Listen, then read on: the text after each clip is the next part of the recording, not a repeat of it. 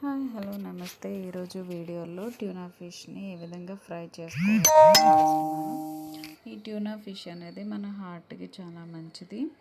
So ఇక్కడ ముందుగా మనం ట్యూనా ఫిష్ ముక్కల్ని నీట్గా వాష్ చేసుకొని పక్కన పెట్టుకోవాలి. అందులోకి కొంచెం పసుపు, అలాగే కారం, అలాగే సాల్ట్, ఇంకా అల్లం వెల్లుల్లి పేస్ట్, ఇంకా కొంచెం గరం మసాలా, అలాగే కొంచెం నిమ్మరసం వేసి అవన్నీ వాటికి బాగా పట్టే విధంగా కలిపి ఫ్రిడ్జ్లో మనం హాఫ్ అన్ అవర్ ఉంచుకొని తర్వాత ఆయిల్లో మీడియం ఫ్లేమ్లో వేయించుకోవాలి.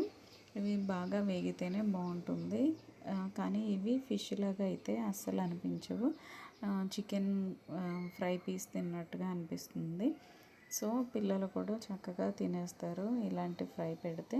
సో మనం డీప్ కొంచెం బాగా ఫ్రై చేసుకోగలిగితే సరిపోతుంది.